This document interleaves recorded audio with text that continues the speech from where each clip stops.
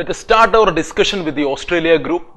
Now these multilateral export control regimes have been frequently appearing in the news. We have mainly four export control regimes, namely MTCR, NSG, Australia group and the Wassenaar arrangement. Now this Australia group, it is a multilateral export control regime which is mainly focused on limiting the proliferation of chemical and biological weapons. So this Australia group, it's an informal form of countries, or it's an informal arrangement, and it seeks to ensure that exports do not contribute to the development of chemical or biological weapons. So it wants to ensure that exports does not contribute to the proliferation of chemical or biological weapons.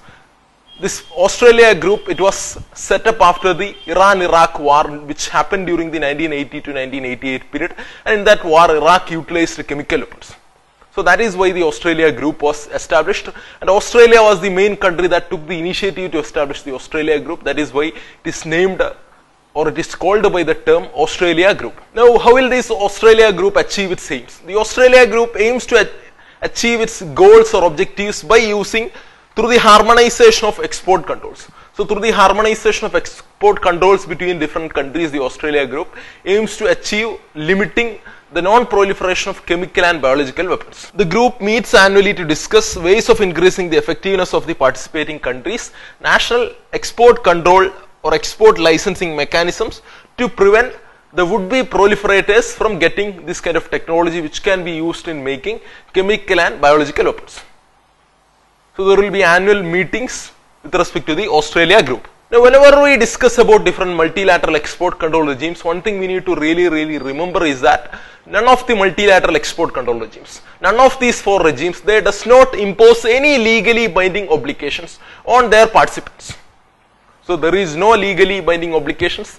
All these four export control regimes, they are basically informal arrangements. So what this means is that the effectiveness of their cooperation depends solely on a shared commitment towards chemical and biological weapons, non-proliferation goals, and the strength of their respective national measures. So basically the effectiveness of Australia group, it depends on the national measures of the participating countries. Now another very important fact that we need to remember with respect to the Australia group is that all member countries who are participating in the Australia group, they are parties to the Chemical Weapons Convention CWC and Biological Weapons Convention BWC. So there is a chance that UPSC can use this statement to confuse us. Since there is an only in the statement, we will think that this statement is wrong. So remember this fact, all the member countries or all the participants in the Australia group, they are parties to the Chemical Weapons Convention and Biological Weapons Convention. Also India has recently joined the Australia group in January 2018. So now India have joined 3 multilateral export control regimes except the nuclear suppliers group. Now since we have joined all other export control regimes, this will be again boost our credentials in order to join NSG. Now let us have a look at a prelims model question based on the Australia group. This is a 3-statement question. With reference to the Australia group, consider the following statements.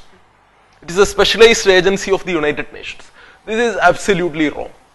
See guys, none of the export control regimes, they are not specialized agencies of the United Nations.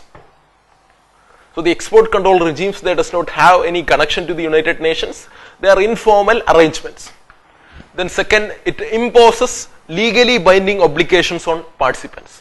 So again we have discussed that the Australia group does not impose any legally binding obligations on its participants. Then the third statement, all states participating in the Australia groups are parties to the Chemical Weapons Convention and the Biological Weapons Convention. So here we have all in that particular statement. So many aspirants will think that this is a wrong statement, but it is actually true. All state parties to the Australia group are again parties to the Chemical and Biological Weapons Conventions. So here our right answer is 3 only, which is option C.